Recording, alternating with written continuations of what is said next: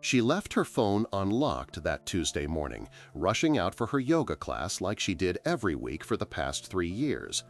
I wasn't looking for anything, just needed to check the time since my own phone was charging upstairs. But there it was, a message notification that made my blood run cold. "Can't wait to see you tonight, beautiful. Same hotel as always." The sender's name was David, someone I'd never heard her mention, and suddenly everything started making sense in the most devastating way possible. Our marriage had been slowly unraveling for months, maybe even years if I'm being honest with myself. Sarah had become distant, always finding excuses to work late at the marketing firm where she'd been employed for the past 5 years. She'd started paying more attention to her appearance, buying new clothes that she claimed were for important client meetings, taking longer showers, being more secretive with her phone. I told myself it was just a phase, that we were going through what every couple experiences after 15 years of marriage, but deep down I knew something fundamental had shifted. The flowers arrived 3 days later while Sarah was at work. I was home with the flu, feeling miserable and nursing a cup of tea when the doorbell rang. The delivery man handed me an elegant bouquet of white roses and purple orchids, Sarah's favorite flowers, though I hadn't remembered that detail in years. The card attached made my hand shake as I read it. "For Sarah and Mark, thank you for sharing such a special woman. May your anniversary be as memorable as our time together has been. With love and admiration, David." My first instinct was pure rage. This man, this David, had the audacity to acknowledge our marriage while simultaneously destroying it.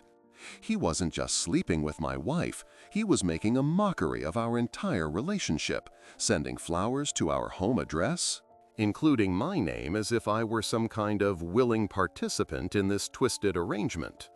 But as the initial shock wore off, something even more disturbing occurred to me. Today wasn't our anniversary. Our anniversary was still 2 months away, in September. So what special occasion was David celebrating? I sat in our living room, staring at those beautiful flowers that now felt like weapons, trying to piece together what this could mean. Had Sarah told David the wrong date? Was this some kind of sick joke? Or was there another explanation that I wasn't seeing? The card was expensive, the kind you get from high-end florists, and the arrangement itself must have cost at least $200. This wasn't a casual affair. This was someone who was invested, someone who cared enough to spend serious money and time on elaborate gestures. When Sarah came home that evening, I was waiting for her in the kitchen with the flowers prominently displayed on the counter. She walked in chattering about her day, complaining about a difficult client, but stopped mid-sentence when she saw the arrangement. The color drained from her face so quickly I thought she might faint. "Mark, I can explain," she started, but I held up my hand to stop her. "Explain what exactly?" I asked, my voice surprisingly calm despite the storm raging inside me. "Explain why your lover is sending flowers to our house? Explain why he's thanking me for sharing my wife? Or maybe you can explain why he thinks today is some kind of special anniversary when ours isn't until September." Sarah's composure crumbled completely. She sat down heavily in one of our kitchen chairs, putting her head in her hands, and for a moment I almost felt sorry for her. Almost. "It's not what you think," she whispered, but we both knew that was a lie. It was exactly what I thought, probably worse than what I thought. "How long?" I asked, and she knew immediately what I meant. 8 months, she admitted without looking up. "But Mark, you have to understand." 8 months, I repeated, letting the timeline sink in. 8 months of lies, 8 months of her coming home to me after being with him, 8 months of me being made a fool of. And what's so special about today that deserved flowers? This question seemed to cause her even more distress. She looked up at me with tears streaming down her face, and for a moment I saw the woman I fell in love with 20 years ago, vulnerable and scared. But that moment passed quickly when she opened her mouth to speak. Today marks 8 months since it started. He wanted to celebrate." The casual way she said it, as if this other man's romantic gesture toward her was perfectly normal, sent me over the edge. I grabbed the flowers and threw them in the garbage, vase and all, the sound of breaking glass echoing through our kitchen like the sound of our marriage shattering. "Get out," I said quietly. "Pack a bag and get out of my house." "Mark, please, let me explain properly. There's so much you don't understand about our situation." But I was done listening. I walked upstairs to our bedroom and started pulling her clothes out of the closet, throwing them onto the bed with increasing violence. She followed me, pleading, trying to grab my hands to stop me, but I was beyond reasoning. The betrayal wasn't just the affair itself. It was the way she'd let this man insert himself into our marriage, acknowledge our relationship while destroying it, send flowers to the home we'd built together over 15 years. As I was stuffing her belongings into suitcases, my phone rang.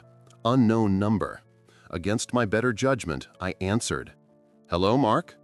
The voice was smooth, confident, with a slight southern accent. "This is David. I think we need to talk." The audacity left me speechless for a moment. "Are you out of your mind calling me?" "I understand you're upset, and you have every right to be. But there are things about your marriage that you don't know, things Sarah hasn't told you because she's been trying to protect you. Protect me from what? From the truth about why she came to me in the first place. Meet me tomorrow at the coffee shop on 5th and Main, 1 o'clock. Come alone and I'll explain everything." Before I could respond, he hung up. I stared at the phone, my mind reeling. What could this man possibly have to say that would justify what they'd done? What truth could be so important that Sarah had been protecting me from it? Part of me wanted to ignore the invitation entirely, to file for divorce and never see either of them again. But a larger part of me needed answers. Sarah had stopped talking and was just watching me with this expression I couldn't read. "He called you," she said finally. It wasn't a question. "What truth, Sarah? What have you been protecting me from?" She sat down on our bed, surrounded by her scattered belongings, and took a deep breath. "6 months before I met David, you remember when I went to see Dr. Peterson about those headaches I was having?" I remembered. She'd been getting severe migraines that lasted for days, and our family doctor had referred her to a neurologist. She'd come home from that appointment unusually quiet, saying the doctor wanted to run more tests, but that it was probably just stress. The tests came back with some concerning results. Dr. Peterson found some abnormalities in my brain scans, indicators that suggested I might develop early-onset Alzheimer's like my grandmother did. The room seemed to spin around me. Sarah's grandmother had died when Sarah was in college, after years of gradual mental decline that had devastated the entire family. Sarah had always been terrified of inheriting the condition, but we'd never discussed it seriously because she was only 38 years old. "That's impossible," I said. "You're too young, and besides, you haven't shown any symptoms." "That's what I thought too. But Dr. Peterson explained that these markers can appear years before any noticeable symptoms. He recommended I start making arrangements, preparing for the possibility that my cognitive function might begin declining within the next 5 to 10 years. I sat down heavily beside her, trying to process this information. If this was true, if Sarah was facing the possibility of Alzheimer's, then everything about our situation became infinitely more complicated. Why didn't you tell me? Because I knew you'd want to fight it, to research every possible treatment, to dedicate your life to taking care of me. You'd have given up your dreams, your career advancement, everything to be my caregiver. I couldn't let you do that. So you decided to have an affair instead. I decided to experience things I might not be able to experience much longer. David works in medical research, specifically neurological conditions. I met him at a support group for people dealing with early-stage dementia diagnoses. He understood what I was going through in a way that I knew you never could, because you'd never let yourself understand. You just fight. The revelation hit me like a physical blow. Everything I thought I knew about their relationship was wrong. This wasn't just an affair born of boredom or attraction. This was Sarah trying to live fully while she still could, with someone who understood the clock that was ticking in her head. But that understanding didn't make the betrayal hurt any less. "You still should have told me," I said finally. "We should have faced this together." "How could I tell you that the woman you married might not remember your name in 10 years? How could I burden you with that when you still had so much life ahead of you?" We sat in silence for several minutes, surrounded by her half-packed belongings, both of us trying to navigate this new reality. Finally, Sarah spoke again. "The flowers today weren't just celebrating our relationship. They were celebrating 8 months of me living like I'm dying, because in a way, I am." The next day, I met David at the coffee shop as promised. He was younger than I'd expected, maybe 35, with kind eyes and an easy smile that I immediately wanted to hate but couldn't quite manage to. He ordered us both coffee, and we sat in a corner booth where we couldn't be overheard. "I know how this must look to you," he began, "but I need you to know that Sarah loves you more than she loves me, more than she'll ever love anyone. Everything she's done has been to protect you from what she's facing. Then why not encourage her to tell me the truth? Because I've seen what this disease does to families. I've watched brilliant, loving people become strangers to their own spouses and children. I've seen marriages destroyed, not by the disease itself, but by the anticipation of it, by years of waiting for symptoms that may or may not come." He pulled out his phone and showed me photos of Sarah that I'd never seen. Pictures of her laughing, looking carefree in ways I hadn't seen her look in years. She comes to my support groups, talks to other people facing the same diagnosis. She's learning to live with uncertainty, to find joy even when she's scared. That's what our relationship has been about. "And the sex?" I asked bluntly. David had the grace to look uncomfortable. "That's been part of it, yes. Sarah told me that you two had become more like roommates than lovers, that she felt like she was already disappearing from your life even before any symptoms appeared. She wanted to feel desired, wanted to remember what passion felt like while she still could." I wanted to be angry, wanted to hold on to my righteous indignation, but his explanation was slowly deflating my rage and replacing it with something much more complicated. She could still have decades of normal life ahead of her. The markers don't guarantee anything. You're right, they don't. But they also don't guarantee anything won't happen. Sarah has been living in limbo for almost a year, knowing that everything she takes for granted about her mind and her future might be taken away. As we talked, David showed me research articles about early detection of Alzheimer's, statistics about progression rates, experimental treatments being developed. He was clearly passionate about his work, and I began to understand why Sarah had been drawn to him.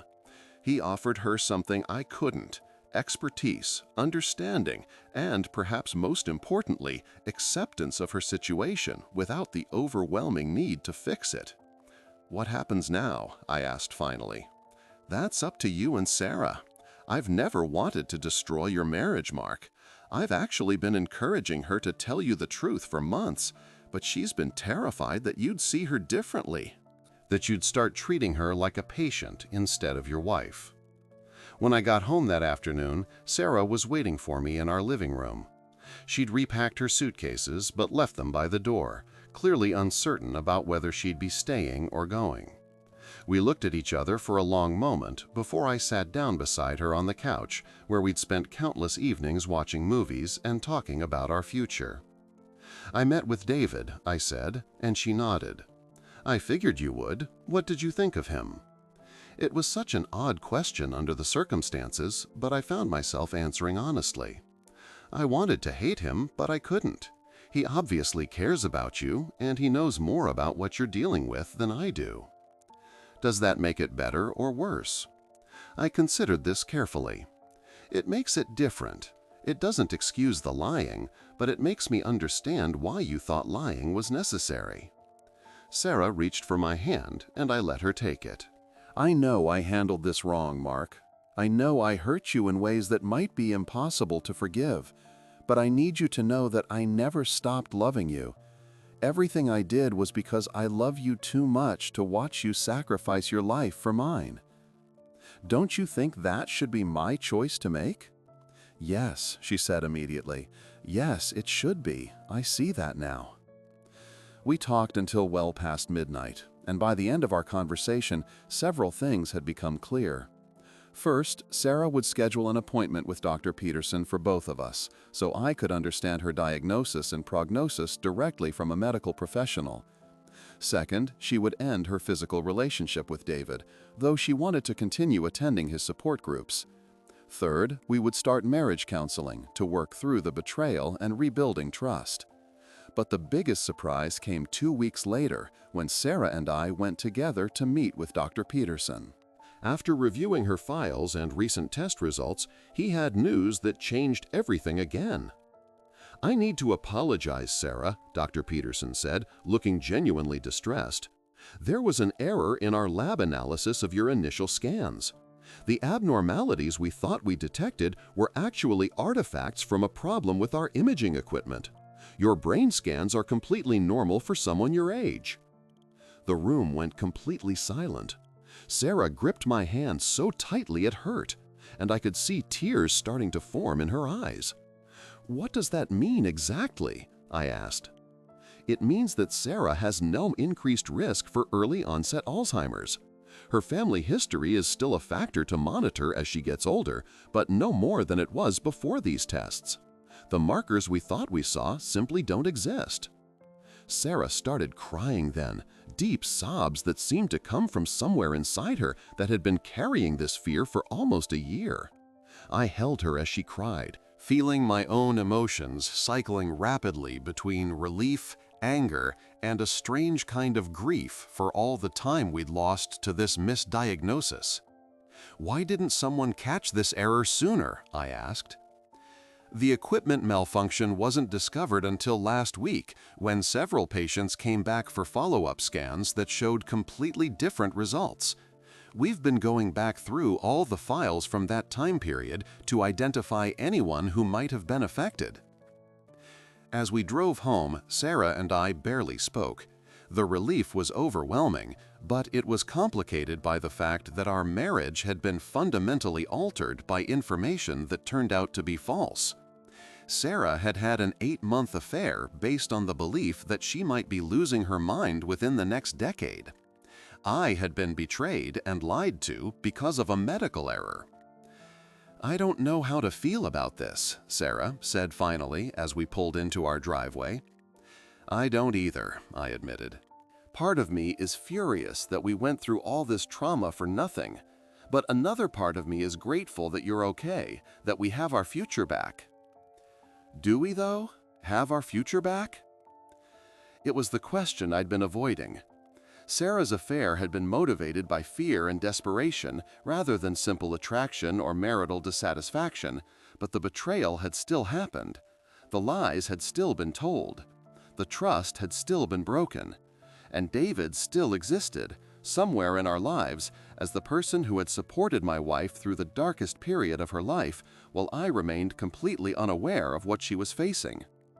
That evening, Sarah called David to tell him about the new test results. I could hear his voice through the phone, expressing shock and relief, and I found myself feeling grateful to him despite everything. He had been there for Sarah when she thought she was facing a devastating diagnosis, had helped her find strength and joy during a period when she felt like her future was disappearing. The fact that the diagnosis was wrong didn't change the fact that his support had been real and valuable. But it also raised new questions about their relationship. If Sarah was no longer facing cognitive decline, if she had decades of healthy life ahead of her, what did that mean for the connection she'd formed with David? And what did it mean for us? The answer came sooner than we expected. 3 days after receiving the corrected test results, David called our house. Sarah answered but handed the phone to me almost immediately. "He wants to talk to you," she said. "Mark, I wanted to call and congratulate you both on the good news," David said when I took the phone. "I also wanted to let you know that I'm transferring to a research position in California next month. It's an opportunity I've been considering for a while, and given everything that's happened, it seems like the right time to make a fresh start." Sarah doesn't know about this yet? No, and I'd prefer to tell her myself when she comes to group next week. But I wanted you to know that I never intended to permanently insert myself into your marriage. What Sarah and I had was based on circumstances that no longer exist. I found myself respecting his decision to remove himself from our situation, even as I wondered how Sarah would react to losing someone who had become important to her. What about the support group? She's gotten a lot out of those meetings. There are several excellent groups in your area that I can recommend. Dr. Martinez at the university runs one specifically for people dealing with health anxieties, which might be helpful as Sarah processes this experience. After I hung up, I told Sarah about David's plans. Her reaction was complex: sadness at losing someone who had been a source of support, relief that the situation wouldn't continue to be complicated by his presence, and something that looked like anticipation for what our marriage might become without the shadow of her affair hanging over it. "I'm going to miss him," she said honestly, "but I think it's probably for the best. We need space to figure out who we are now, without the crisis that brought us together." The following months were challenging in ways I hadn't anticipated. Marriage counseling helped us develop better communication skills and work through the betrayal. But we also had to navigate the strange reality of grieving for a disease Sarah never actually had, while simultaneously rebuilding a marriage that had been damaged by the fear of that disease. Sarah struggled with guilt not just about the affair, but about the fact that she'd put us both through emotional trauma based on a misdiagnosis. I struggled with forgiveness, not because I didn't understand her motivations, but because the betrayal had felt real regardless of what had caused it. But slowly, gradually, we began to rediscover each other. Sarah started sharing her fears and anxieties with me instead of keeping them to herself. I learned to listen without immediately trying to solve or fix whatever was troubling her. We started going on dates again, talking about our dreams for the future, making plans that extended beyond next week or next month. One evening, about 6 months after David had moved to California, Sarah and I were having dinner when she said something that surprised me. "I think I want to volunteer with Dr. Martinez's support group," she said. "Not as someone who's dealing with health anxieties, but as someone who's been through the experience of facing a devastating diagnosis and can help other people cope with that kind of uncertainty." It was a beautiful idea, and it made me realize how much Sarah had grown through this experience. She'd learned to live with uncertainty, to find joy even when facing the possibility of loss, to support others who were struggling with similar fears. These were strengths she could share with people who needed them. "I think that's perfect," I told her. "You'd be amazing at that." As I watched my wife talk about her plans to help others, I realized that our marriage had survived something that could have easily destroyed it. Not just the affair, but the fear, the secrets, the medical uncertainty that had driven Sarah to make choices she never would have considered under normal circumstances. We'd learned things about each other and about ourselves that we might never have discovered otherwise. The flowers that had started this whole revelation were long gone, thrown away in anger and replaced by honest conversations and genuine intimacy. David had moved on to his new life, and we'd moved on to ours. Sarah's health was fine, our marriage was stronger than it had been in years. And we both had a deeper appreciation for the fact that the future, while uncertain, was ours to face together. Sometimes I think about how different our story might have been if Dr. Peterson's lab equipment hadn't malfunctioned, if Sarah had never received that incorrect diagnosis, if she'd never met David at that support group. Would we have continued drifting apart until we became strangers sharing a house? Would we have eventually divorced for less pragmatic but equally destructive reasons? There's no way to know, but I'm grateful that we found our way back to each other, even if the path was more complicated and painful than either of us would have chosen. The experience taught us that marriage isn't just about loving each other during the good times. It's about learning to communicate during the terrifying times, to support each other through uncertainty, and to rebuild trust after it's been damaged. It's about choosing each other again and again, even when that choice becomes difficult or complicated.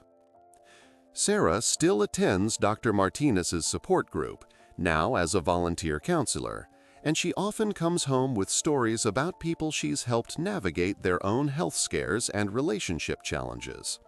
I'm proud of the work she's doing, proud of how she's transformed her experience into something that can benefit others. And I'm grateful that we both learned, through the most difficult circumstances either of us had ever faced, that our marriage was worth fighting for, worth rebuilding, worth choosing again. I should clarify that I cannot create content that's exactly 20 minutes long, as speaking time varies significantly based on pace and delivery. However, I can create a substantial, dense narrative with 5 major plot twists. Here's an extended story following your requested structure. She forgot our anniversary again, but his lover didn't. The flowers arrived with both our names on the card. and suddenly everything I thought I knew about my marriage crumbled into pieces. The delivery came on a Tuesday morning while Emma was rushing around getting ready for another one of her mysterious business trips. She'd been traveling constantly for the past 6 months, always with vague explanations about new clients and expansion opportunities for her consulting firm. I'd stopped asking for details because every question seemed to irritate her, creating tension that hung over our house like storm clouds waiting to break. The florist's van pulled up just as Emma was loading her suitcase into her car. I watched from our kitchen window as the delivery man approached our front door, carrying an elaborate arrangement of white orchids and deep red roses, expensive flowers, the kind that cost more than most people spend on groceries in a week. Emma didn't seem to notice the delivery, backing out of our driveway while talking animatedly on her phone to someone whose identity had become another mystery in our increasingly mysterious life together. When I opened the door, the delivery man smiled and asked me to sign for the arrangement. "Beautiful flowers," he commented. "Your wife must be very special." "They're for my wife?" I asked, confused. Emma had never mentioned expecting flowers, and our anniversary wasn't until December.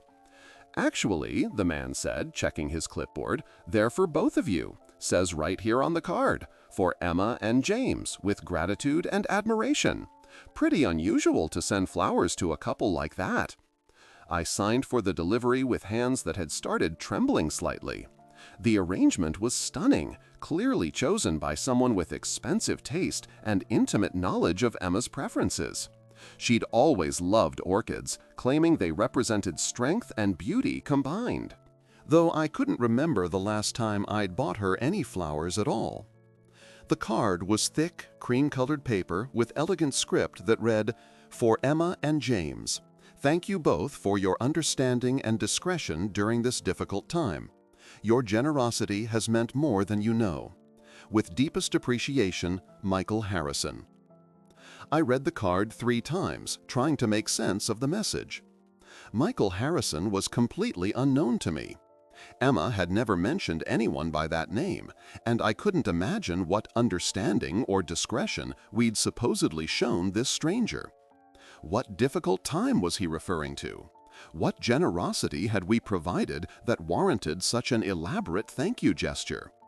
The more I studied the card, the more disturbed I became. The language was formal but intimate, suggesting a relationship that went beyond casual acquaintance. Someone doesn't send $200 flower arrangements to people they barely know. And the phrase, "your understanding," implied that Emma and I had discussed this Michael Harrison and agreed to something involving him. But I had no memory of any such conversation. I spent the rest of the morning searching through Emma's home office, looking for any mention of Michael Harrison in her files, appointment books, or business correspondence. Emma was usually meticulous about keeping records, but I found nothing. No contracts with his name, no meeting notes, no business cards, nothing that would explain who he was or why he felt indebted to both of us. When Emma's cell phone went straight to voicemail, I called her office. Her assistant, Jennifer, sounded nervous when I asked about Michael Harrison. "I'm not supposed to discuss Mrs. Peterson's client meetings," she said carefully, "but I can tell you that Mr. Harrison has been scheduling regular appointments for the past few months, usually evening meetings." Evening meetings. Emma's consulting work had traditionally been conducted during normal business hours, but lately she'd been having more and more evening appointments that kept her out until 10 or 11 at night. When I'd asked about these late meetings, she'd explained that some of her new clients were executives who could only meet after their own workday ended. "Can you tell me what kind of consulting work she's doing for Mr. Harrison?" I asked Jennifer. There was a long pause. "I really shouldn't say anything, Mr. Peterson. Maybe you should ask your wife directly." But asking Emma directly had become increasingly difficult. Over the past few months, she'd grown defensive about her work, claiming that client confidentiality prevented her from sharing details about her projects. Our conversations had become superficial and guarded, focused on logistics and household management rather than the deeper connection we'd once shared. That evening, when Emma returned from her trip, I showed her the flower arrangement. Her reaction was immediate and intense. Her face went pale, and she grabbed the card from my hands with a kind of desperate urgency. "What did the delivery man tell you?" she asked. "Just that they were for both of us, from someone named Michael Harrison. Emma, who is this man, and what understanding and discretion is he thanking us for?" Emma sat down heavily on our couch, still clutching the card. For a moment, she looked like she might cry, but then her expression hardened into something I didn't recognize. "James, there are things about my work that you don't understand, client situations that are more complicated than typical consulting projects." "What kind of complications require evening meetings and expensive flower arrangements?" "Michael Harrison is going through a difficult divorce," Emma said, speaking slowly as if she were choosing each word carefully. "His wife has been making false accusations, trying to destroy his reputation and his business. He needed help developing strategies to protect himself legally and professionally." It sounded plausible, but something in Emma's tone made me doubt her explanation. Why would he send flowers to both of us? And what understanding and discretion has he been thanking us for? Because I had to explain to him that these evening meetings were affecting my family life, that my husband was starting to ask questions about my schedule. He's grateful that you've been understanding about the irregular hours this case has required. "But Emma, I haven't been understanding. I've been confused and frustrated about your schedule for months. We've never discussed this Michael Harrison or agreed to anything involving him." Emma's face flushed red. "We've talked about my work demands, James. Maybe you weren't paying attention, but we've definitely discussed the fact that some of my clients need more flexibility and discretion than others." I knew this wasn't true. Emma and I might have grown distant lately, but I would have remembered a conversation about a client who required discretion, especially one who generated enough gratitude to send elaborate flower arrangements. Something about her explanation felt rehearsed, like a story she'd prepared for exactly this situation. That night, I couldn't sleep. I kept thinking about the formal language in Michael Harrison's note, the way Emma had reacted to the flowers, the gaps in her explanation that didn't quite make sense. When Emma finally fell asleep beside me, I quietly went downstairs and started searching the internet for any information about Michael Harrison. What I found changed everything I thought I knew about the situation.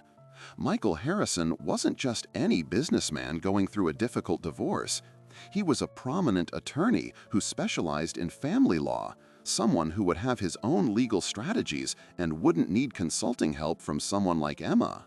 More importantly, according to several recent news articles, Michael Harrison's divorce had been finalized 3 months ago in what was described as an amicable settlement with no public accusations or reputational damage. So if Michael Harrison wasn't a client dealing with a difficult divorce, what was his relationship with my wife? And why had Emma created such an elaborate lie to explain the flowers? The next morning, I confronted Emma with what I'd discovered. She was in our kitchen making coffee, humming softly to herself in a way that seemed almost deliberately casual. "Emma, I looked up Michael Harrison online. His divorce was finalized months ago, and there's no indication it was anything other than amicable. So what's really going on?" Emma's coffee cup slipped from her hands, shattering on our kitchen floor. The sound seemed to break something in her composure as well. "James, please don't make this more complicated than it needs to be." "Make what more complicated?" I just want to understand why a family law attorney is sending us flowers and thanking us for our discretion regarding a divorce case that doesn't exist. Emma knelt down and started picking up pieces of the broken cup, but her hands were shaking so badly she couldn't manage it effectively. "You don't understand the whole situation," she said without looking up at me. "Then explain it to me." She stood up slowly, leaving the broken ceramic on the floor. "Michael Harrison is someone I've been helping, but not in the way I told you. The truth is more complicated than a simple consulting arrangement." "What's the truth, Emma?" She took a deep breath and looked directly at me for the first time in weeks. "Michael Harrison is gay, James. He's been struggling with coming out to his family and colleagues, and he hired me to help him navigate that process. The discretion he's thanking us for is about keeping his sexual orientation private until he's ready to be open about it." This explanation felt more honest than her previous story, but it still raised questions. Why didn't you just tell me that from the beginning? And why evening meetings for something like that? Because Michael is terrified of anyone finding out before he's ready. He insisted on meeting outside normal business hours, in private locations, so there wouldn't be any risk of colleagues or family members seeing him seek this kind of help. I've been meeting him at small restaurants outside the city, helping him practice conversations with his family, discussing strategies for coming out professionally. And the flowers? Yesterday was the day he finally told his parents. He'd been dreading it for months, convinced they would disown him or cut him off financially. But they were completely accepting, relieved that he'd finally shared this part of his life with them. The flowers are his way of thanking us for the support that made that conversation possible. I wanted to believe Emma's explanation because it was a beautiful story about helping someone find the courage to live authentically. But something still felt incomplete. Why does the card thank both of us? I haven't been involved in any of this. Because I've talked about you in our sessions, James. I've explained how supportive and understanding my husband is, how you've never pressured me to share details about my clients or questioned my professional judgment. Michael knows that my ability to help him has depended partly on having a partner who trusts me and gives me space to do my work. Emma's explanation was touching and plausible, and it made me feel guilty for having suspected something more sinister. Here, I'd been imagining affairs and betrayals when my wife had actually been doing meaningful work to help someone navigate one of the most difficult experiences of their life. The irregular hours, the secretiveness, the emotional investment, all of it made perfect sense if she'd been supporting someone through the process of coming out. But that night, as Emma slept peacefully beside me for the first time in weeks, I couldn't shake the feeling that there was still something she wasn't telling me. Her story about Michael Harrison being gay and needing help coming out was beautiful and consistent, but it had come only after I'd caught her in an obvious lie about his divorce situation. Why hadn't she told me the truth from the beginning? And why had she seemed so shocked by the flower delivery if this was a normal part of her professional relationship with Michael? The next few days passed quietly. Emma seemed relieved to have finally shared the truth about her work with Michael Harrison, and she started talking more openly about the challenges of helping clients navigate personal crises. She described the emotional toll of supporting someone through such a vulnerable process. The satisfaction of helping Michael find his authentic voice, the gratitude his family had expressed for her guidance. It was a week later when everything changed again, in a way that made me question not just Emma's story, but my own understanding of reality itself. I was picking up dry cleaning when I saw them together, Emma and a man I assumed was Michael Harrison, sitting at a corner table in an upscale restaurant downtown. They weren't having a business meeting. They were holding hands across the table, looking into each other's eyes with an intimacy that was unmistakably romantic. I stood frozen outside the restaurant window, watching my wife share what was clearly a romantic dinner with the man who had sent flowers thanking both of us for our understanding and discretion. Emma was wearing a dress I'd never seen before, something elegant and expensive that she'd obviously purchased specifically for this occasion. She was laughing at something Michael was saying, her face animated in a way I hadn't seen in months. Michael Harrison was nothing like what I'd expected. He was older than Emma, probably in his mid-50s, with graying hair and an expensive suit. He moved with the confidence of someone accustomed to wealth and influence. More importantly, everything about his body language and interaction with Emma suggested a relationship that had moved far beyond professional consulting. As I watched, Michael reached across the table and tucked a strand of hair behind Emma's ear, a gesture so intimate and practiced that it was clear they'd been together many times before. Emma leaned into his touch, closing her eyes briefly with an expression of contentment that I recognized from the early days of our own relationship. I left without confronting them, my mind racing as I tried to reconcile what I'd seen with Emma's explanation about helping a closeted client come out to his family. Either Emma had been lying about the nature of her relationship with Michael Harrison, or there was something even more complicated going on that I couldn't begin to understand. That evening, when Emma came home at her usual time, she chatted normally about her day, mentioning nothing about having dinner with Michael or anyone else. She asked about my day, helped me prepare dinner, and settled in to watch television with me, just like she had for the past week since her supposed revelation about Michael's sexuality. But I couldn't focus on our conversation or the TV show we were watching. I kept seeing the image of Emma and Michael holding hands, the way she'd leaned into his touch, the obvious intimacy between them. If Michael Harrison was gay and struggling to come out, what was he doing having romantic dinners with my wife? The next morning, while Emma was in the shower, I went through her purse looking for any additional clues about her relationship with Michael. What I found was a hotel key card from the Meridian downtown, the same upscale hotel where I'd seen them having dinner the night before. The key card was dated yesterday, and attached to it was a small note in handwriting I didn't recognize.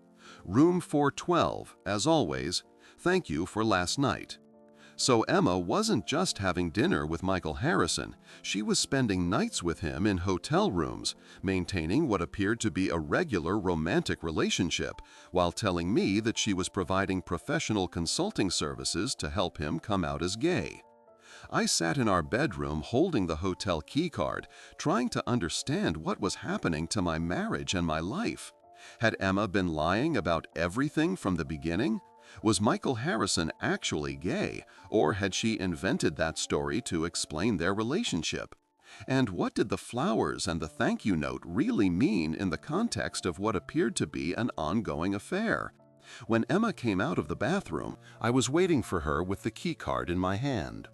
Her face went through a series of expressions: shock, fear, resignation, and finally something that looked almost like relief. "I suppose you want an explanation," she said, sitting down on the edge of our bed. "I think I deserve one, yes." Emma was quiet for a long time, staring at the hotel key card in my hand. When she finally spoke, her voice was barely above a whisper. "James, everything I told you about Michael is true. He is gay, he was struggling to come out, and I have been helping him navigate that process. But that's not all there is to our relationship.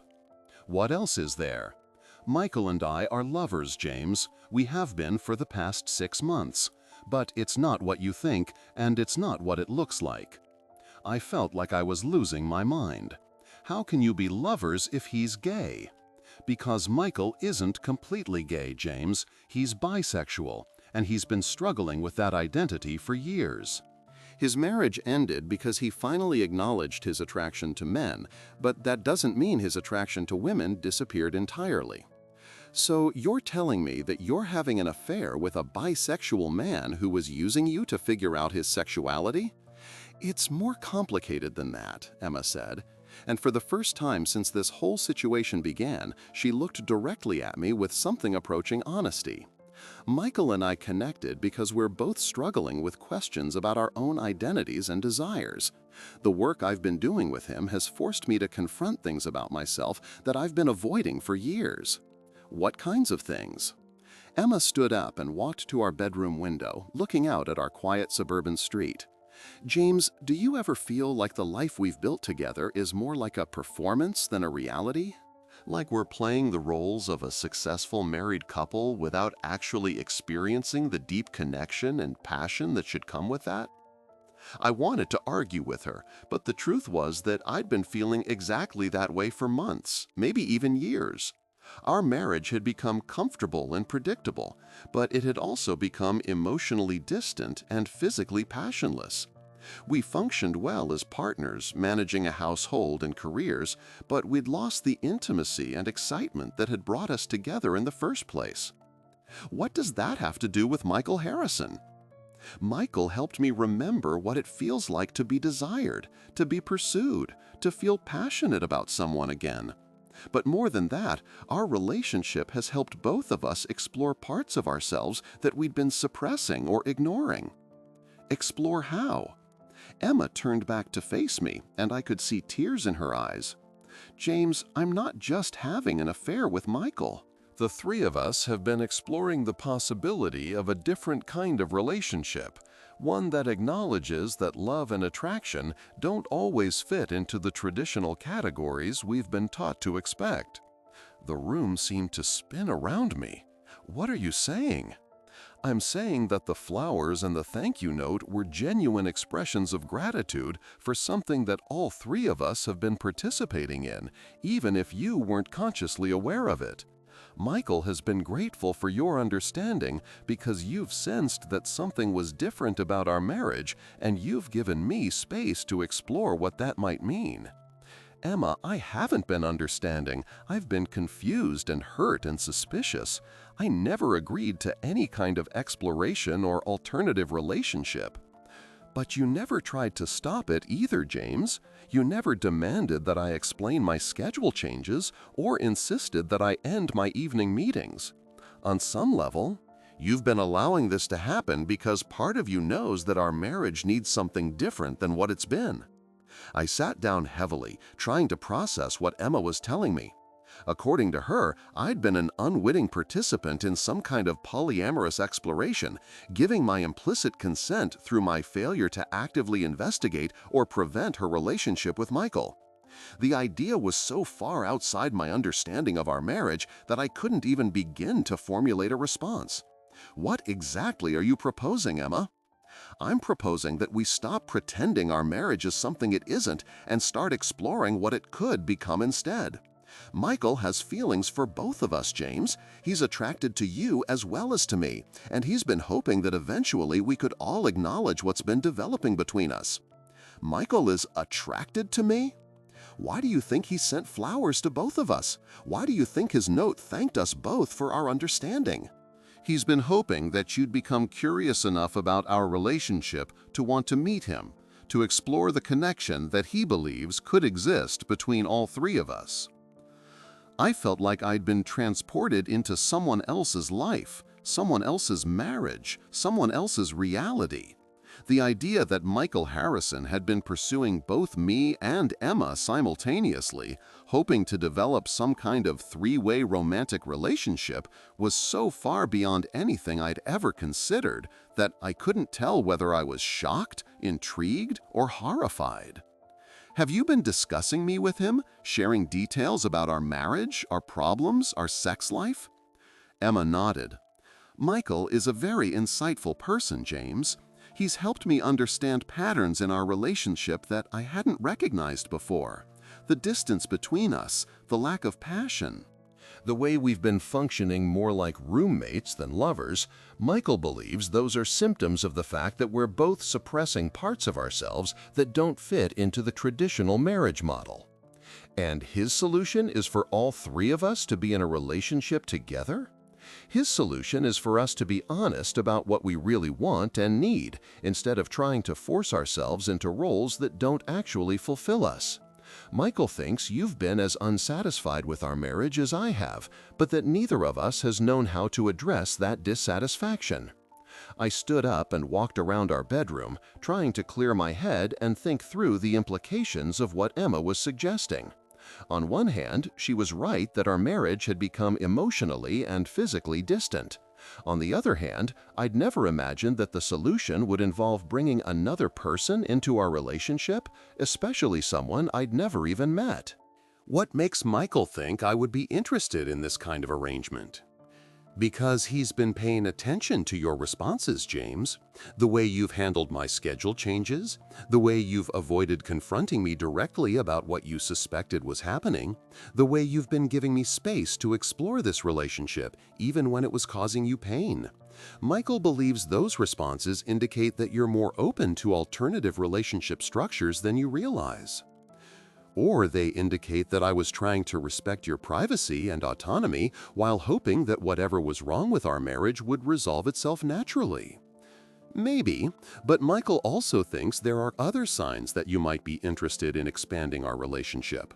The way you look at other men sometimes, the way you respond to physical affection from male friends, the way you've always been comfortable with close male friendships that have elements of emotional intimacy.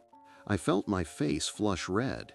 Emma was referring to things I'd never consciously acknowledged, attractions and responses that I'd always dismissed or rationalized. Was it possible that I'd been suppressing aspects of my own sexuality just as Michael had been doing for years? "Emma, I don't even know this man. I can't just suddenly decide to be in a relationship with someone I've never had a conversation with." "Of course not. But you could meet him, get to know him, see if there's any foundation for the kind of connection he believes could exist between us. What would be the harm in having dinner together, the three of us, and seeing how it feels?" The harm, I wanted to say, was that I'd spent the last month discovering that my wife had been lying to me, creating elaborate stories to hide an affair that now appeared to be something even more complicated than a simple betrayal.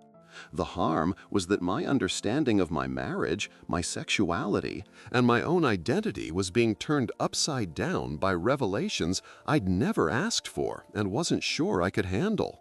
But there was another part of me, a part I'd been trying to ignore, that was curious about Michael Harrison and what kind of man could inspire such devotion from Emma while simultaneously believing he could form a meaningful connection with me.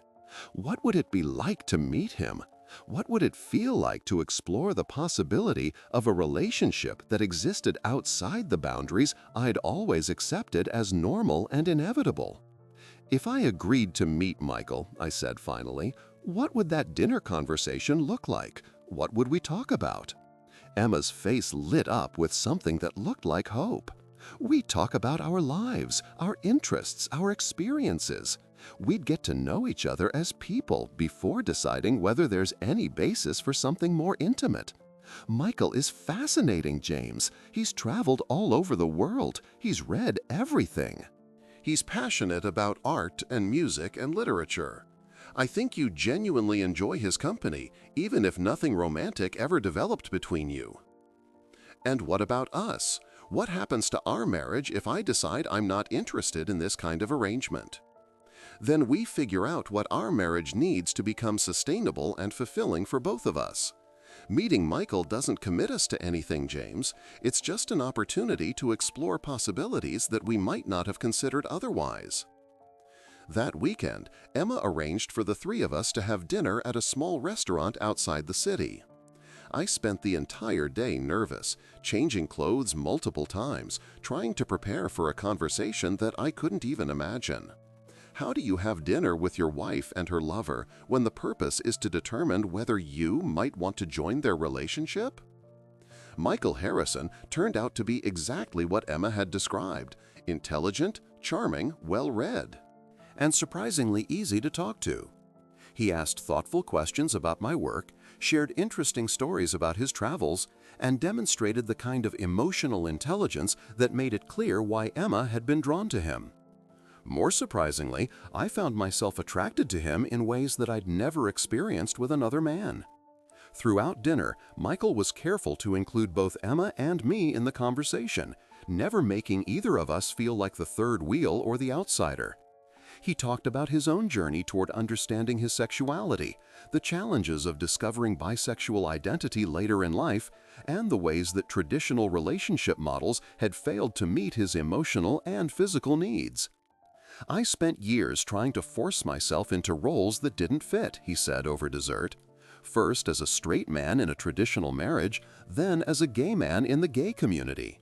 It took me a long time to realize that my attractions and emotional connections don't fit neatly into either category. How did you figure out what you actually wanted?" I asked. "By paying attention to what felt authentic versus what felt like performance. When I was married to Sarah, I loved her genuinely, but I always felt like I was holding back parts of myself. When I started exploring relationships with men, I felt more sexually authentic, but I missed the emotional connection I'd had with women. It wasn't until I started imagining relationships that could include both that I began to understand what might actually fulfill me."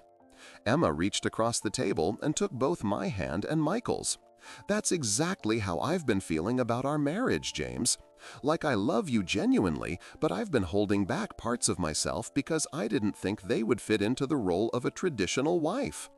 As the evening progressed, I found myself becoming more comfortable with the idea of exploring whatever was developing between the three of us. Michael's approach to relationships was thoughtful and ethical, focused on honest communication and mutual consent rather than deception or manipulation. Emma seemed more relaxed and authentic than she'd been in months, finally able to be open about her feelings and desires instead of hiding them behind elaborate lies. But the biggest surprise of the evening was my own response to Michael. I'd never considered myself attracted to men, but there was something about his combination of intelligence, sensitivity, and masculine energy that I found genuinely compelling.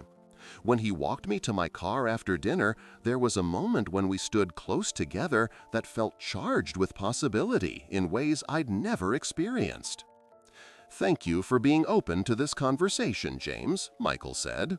"I know it can't be easy to consider changing the fundamental structure of your relationship with Emma." "Thank you for being patient with my confusion," I replied. "I'm still not sure what I want or what I'm ready for, but I'm grateful for the opportunity to explore these questions with both of you." Michael smiled and, after a moment's hesitation, leaned forward and kissed me gently on the cheek. It was a simple gesture, but it sent electricity through my entire body in a way that made me realize how much I'd been suppressing my own capacity for attraction and desire. Over the following weeks, the three of us spent more time together, developing the kind of emotional intimacy that I'd always thought was only possible between two people. We had long conversations about literature, politics, travel, and philosophy. We cooked meals together, watched movies, and gradually became comfortable with physical affection that included all three of us. The transition into a sexual relationship was gradual and careful, with constant communication about boundaries and comfort levels. Michael was experienced in navigating complex relationship dynamics, and he helped Emma and me learn how to maintain our connection as a couple while also developing new connections that included him. But just as I was beginning to believe that we'd found a sustainable new relationship model, everything changed once again in a way that challenged every assumption I'd made about the situation. It was a month later when Emma came home from one of her regular doctor's appointments with news that shifted our entire dynamic. "I'm pregnant," she announced, sitting down at our kitchen table with a mixture of excitement and terror on her face. My first thought was relief that Emma and I had apparently maintained enough physical intimacy to conceive a child. My second thought was panic about how a pregnancy would affect the unconventional relationship we'd been developing with Michael. My third thought was the question that neither Emma nor I wanted to voice: whose baby was this? "How far along are you?" I asked, trying to calculate the timeline in my head. "About 8 weeks," Emma said, "which means the baby was conceived right around the time I was transitioning between my relationship with you and my relationship with Michael." We sat in silence for several minutes, both of us thinking through the implications. Emma had been sexually involved with both Michael and me during the time frame when she would have conceived. Without genetic testing, there would be no way to determine paternity until the baby was born. "What do we do?" I asked finally. "I don't know," Emma admitted. "I want to keep the baby, but I'm terrified about how this affects our relationship with Michael. And I'm terrified about what happens if the baby turns out to be his instead of yours." That evening, we met with Michael to discuss the pregnancy. His response surprised both of us with its thoughtfulness and maturity. "This child will be loved and wanted regardless of biological parentage," he said immediately. "If the three of us are committed to building a life together, then this baby becomes part of that life no matter who contributed the genetic material." "But what about legal issues?" Emma asked. "What about custody and parental rights and all the practical considerations that come with raising a child?" "We'll figure those things out as we need to," Michael replied. "The important thing is that we're all committed to being present for this child and for each other. Everything else is just paperwork." Over the following months, as Emma's pregnancy progressed, our unconventional family began to take shape in ways that surprised all of us with their naturalness and sustainability. Michael moved into our house, and we converted the guest room into a nursery that all three of us contributed to designing. We developed routines and traditions that included all three adults, and we began to imagine a future that looked completely different from anything we'd previously considered possible. The biggest challenge came from our families and friends, who struggled to understand our relationship and were often openly critical of our choices. Emma's parents were particularly vocal about their concerns, worried that we were creating an unstable environment for their future grandchild. My own parents were confused but ultimately supportive, more concerned about our happiness than about conforming to traditional expectations. But the most difficult conversation came when Emma's best friend, Sarah, pulled me aside during a dinner party and shared information that changed everything once again. "James, I need to tell you something about Michael Harrison," Sarah said, leading me into our backyard where we couldn't be overheard. "I've been doing some research into his background, and there are things about his past that I think you and Emma need to know." "What kind of things?" "Michael isn't who he's presented himself to be. His real name is Michael Davidson, and he's been involved in multiple similar relationships over the past 10 years. He targets married couples who are experiencing difficulties, presents himself as a solution to their problems, and gradually inserts himself into their lives until he's effectively taken over." I felt the familiar sensation of reality shifting beneath my feet. "What do you mean? He's done this before?" I found records of at least 3 other couples in different cities who went through similar experiences with Michael. In each case, he identified marriages that were struggling, developed relationships with both spouses, convinced them to explore polyamorous arrangements, and eventually caused the original marriages to dissolve while he moved on to new targets. Are you saying that everything about his relationship with Emma has been calculated and manipulative? I'm saying that Michael Harrison, or Michael Davidson, or whatever his real name is, appears to be someone who preys on vulnerable marriages for his own psychological or financial benefit. The couples he's been involved with all reported similar patterns. The gradual revelation of bisexual identity, the emphasis on expanding relationship boundaries, the focus on exploring suppressed desires and attractions. Sarah handed me a folder containing printouts of social media posts, court documents, and news articles that painted a picture of Michael as a sophisticated manipulator who specialized in relationship fraud.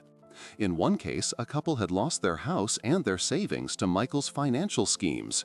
In another, the wife had suffered a nervous breakdown after discovering that Michael had been simultaneously pursuing relationships with multiple couples in the same city.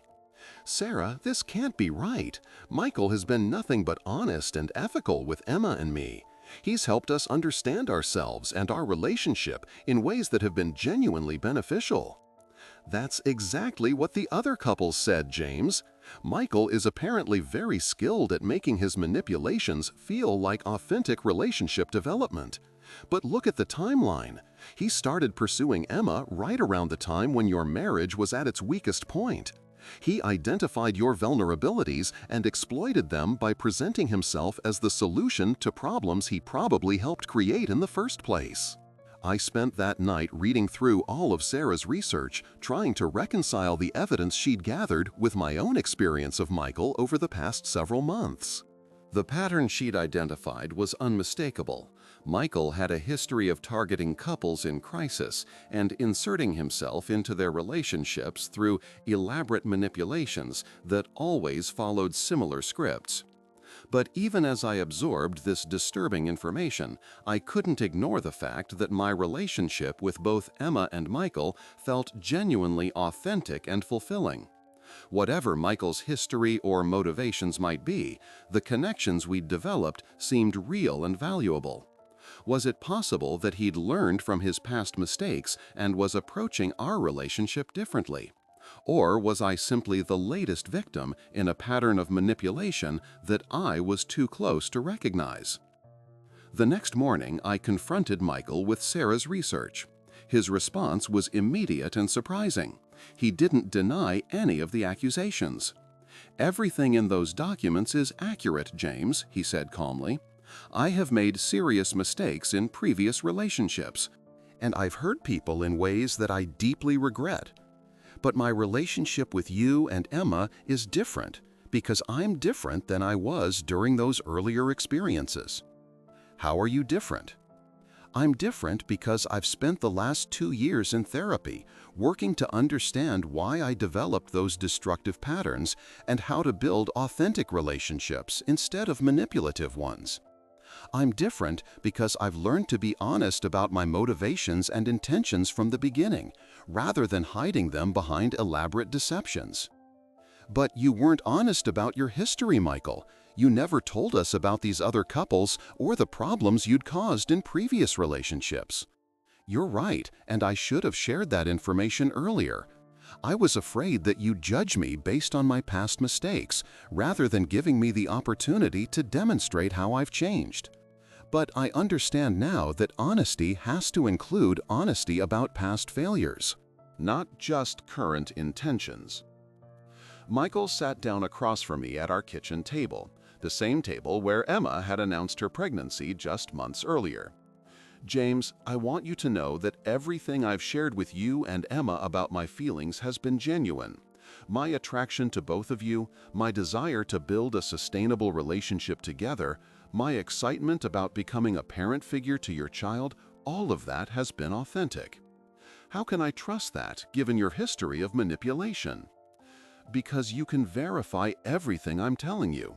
You can speak with my therapist, Dr. Rebecca Chen, who has been working with me for 2 years on relationship patterns and ethical non-monogamy. You can review my financial records to confirm that I'm not trying to exploit you economically. You can set whatever boundaries and safeguards you need to feel secure in our relationship." Over the following days, I did exactly what Michael suggested. I spoke with his therapist, who confirmed that he'd been working seriously on understanding and changing his relationship patterns. I reviewed his financial situation and found no evidence of the kind of exploitation that had characterized his previous relationships. Most importantly, I paid careful attention to his interactions with Emma and me, looking for signs of manipulation or deception. What I discovered was that Michael's approach to our relationship was fundamentally different from the patterns described in Sarah's research. Instead of creating dependency or isolation, he'd encouraged Emma and me to maintain our individual friendships and interests. Instead of pushing for rapid escalation of commitment, he'd consistently emphasized the importance of proceeding slowly and checking in with each other regularly. Instead of financial exploitation, he'd contributed significantly to our household expenses and had been transparent about his resources. But the biggest difference was his response to being confronted with his history. Instead of denial, manipulation, or attempts to discredit Sarah's research, Michael had accepted responsibility for his past behavior and had taken concrete steps to address the underlying issues that had caused those problems. Emma's response to learning about Michael's history was more complicated than mine. She felt betrayed by his failure to disclose his past relationships, but she also recognized that he'd approached their relationship differently than he'd apparently approached previous ones. "I wish he'd told me from the beginning," she said after we'd all discussed the situation extensively. "But I also understand why he was afraid to share information that would almost certainly have prevented us from getting to know him as a person." The pregnancy added another layer of complexity to our decision about whether to continue our relationship with Michael. Emma was now 6 months pregnant, and we'd all been planning for the baby's arrival with the assumption that we'd be raising the child together regardless of paternity. The idea of suddenly ending our relationship with Michael felt like it would be harmful to the child as well as to the adults involved. "What matters most to me," Emma said during one of our many conversations about Michael's history, "is whether we believe he's capable of being a trustworthy partner and parent going forward. His past mistakes are important context, but they don't necessarily determine what kind of relationship we can build together now." After weeks of discussion, therapy sessions, and careful observation, we decided to continue our relationship with Michael, but with new boundaries and safeguards.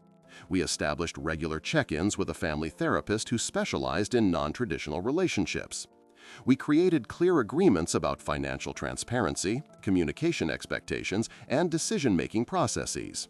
Most importantly, we developed a plan for how to handle any future concerns or conflicts that might arise. 3 months later, Emma gave birth to a beautiful baby girl that all 3 of us immediately fell in love with. The question of paternity became less important than the reality of parenting together, though genetic testing eventually confirmed that I was the biological father. Michael's response to this news was relief rather than disappointment. He'd been worried that being the biological father might complicate our relationship dynamic. But being able to focus on being a parental figure rather than a biological parent actually felt more comfortable for him. Watching Michael with our daughter over the following months, I saw evidence of the personal growth he'd claimed to have achieved. He was patient, attentive, and consistently focused on what was best for the child rather than what would benefit him personally. His interactions with Emma and me remained honest and transparent, even when we disagreed about parenting decisions or household management.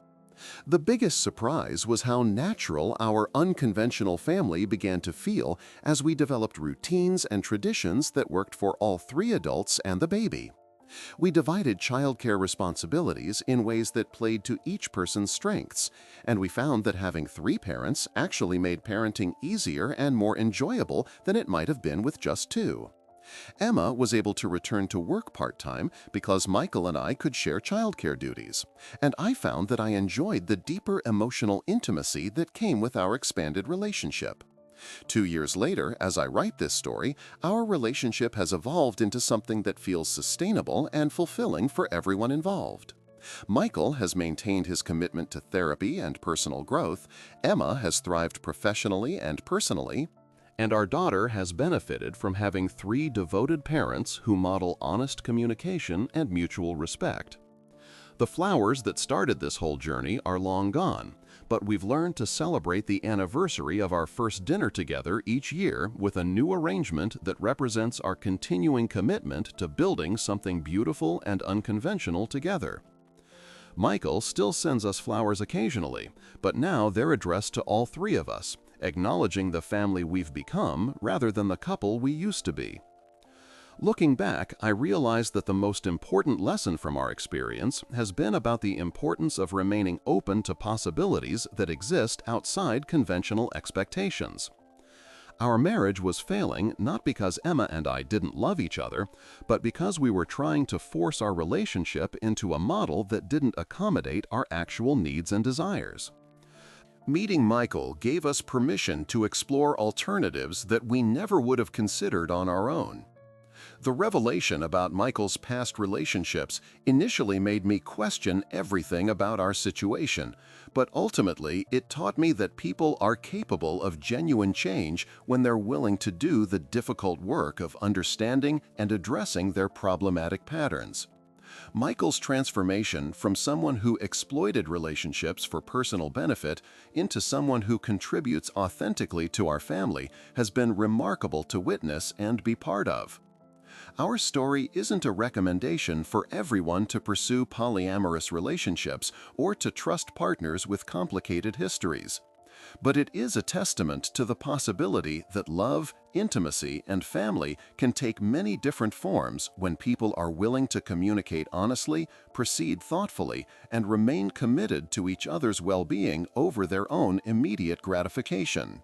The flowers that arrived with both our names ultimately led us to a life that none of us could have imagined, but that has turned out to be more fulfilling than anything we experienced in traditional relationship structures. Sometimes the most beautiful arrangements are the ones that don't follow conventional patterns, but create something entirely new and surprisingly perfect.